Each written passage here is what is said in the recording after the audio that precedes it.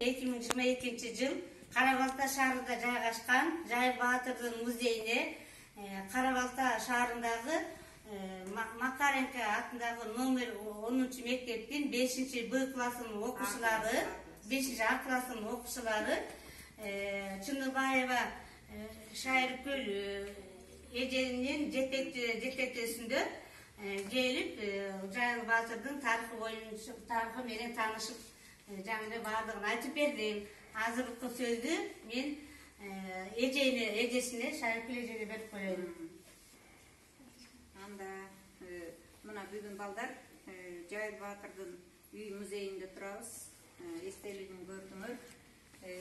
Биз Жайыл Баатыр менен сыймыктанабыз.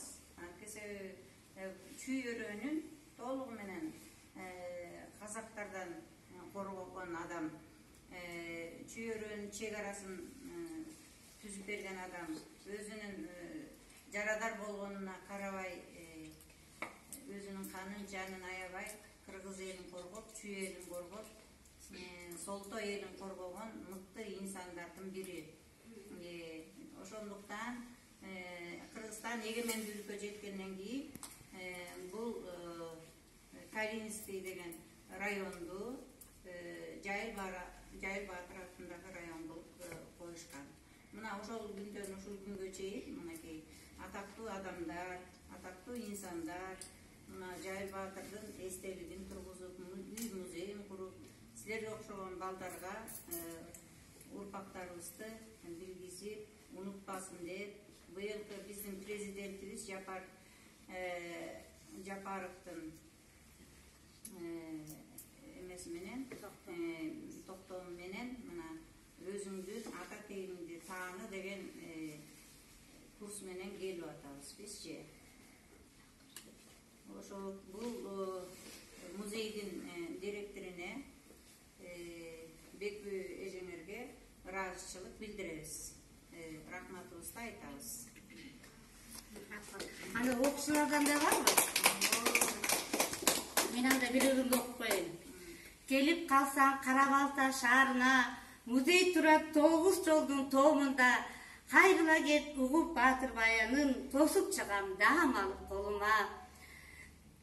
Түрү бойдон мени карап тургансый, Айкелдеги Жайыл Баатыр элеси, океандын ар жагына кеткенси, алар түзүп, сүзүп кеткен кемеси.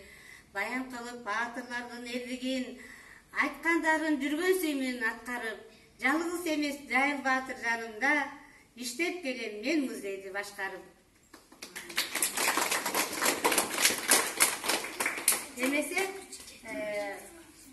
окуучулардан калуучулар барбы айткан музей жактыгы кандай экен? Старостан Нурислам айтып койду. Бизге ушу Жайыл Баатыр музейи жакты, анткени биз Жайыл Баатыр эмне болуп кичкенде кандай болуп өскөнүн, Жайыл Баатырдын жет атасын билдик, жана да кандай балдар экен, балдарындагы Жайыл Баатыр биз чүй өрөөнүн коргоонун да билдик. Жана Темиржан энени дагы, аялдар дагы, апалар дагы. Жоокерге ушул чүй өрөөнүнө казактар кирип баштаганда, ушул кыргыздардын Жайыл Баатыр атабыздын жоокерлери калбай баштаганда, ушул Темиржан апабыз, ал биз ушул 13 жаштан өйдө 13 жашка чыккан кыздарды ушу өзүнө эркекче кийиндирип, жоокер кылып, ушу чачтарын түйүп, ушу согушка аттандырган ушу кыз келиндерди Темиржан апабыз ушу согушка аттандырганда, Жайыл Баатыр атабыз күчү калмактарга күчү жетпей жатканда ушу согушка аттандырганында бир болдук. Рахмат. Дагы барбы? Келе турганда? Анда келгениңиздерге абдан чоң ыраазымын. Жана Жайыл ата коомун айтпадым, 30 жыл болду. 30 жылдан бери мынакей райондук айылдарга, жерлерде бир эмес 2 эстелигибиз бар, 2 музейибиз бар, 1 музейибиз Жайыл негизги мектебинде, ушул жакта эң биринчи музейибиз азырда бар. Ана бул болсо кийинки салынган жаңы 2012 жылдан берки жаңы музейибиз. Биринчи жолу Макаренко атындагы мектептен келип атканда кубанычтамын. Дайыма келип тургула, башка окуучулар дагы келет го деген үмүттөмүз.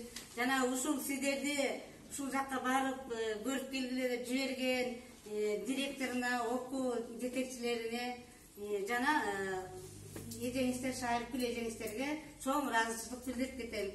Силерге кааларыбыз Жайыл коомдун атынан жакшы бактылуу балалыгыңар өмүр сүрүп, чоңоюп, жетилип, мектепти жакшы ийгиликтер менен аяктап, окуу жайында бүтүп, Кыргыздын чыгаан кыздары, уулдары болушуңуздарга биз тилектешпиз, жакшы батабызды беребиз.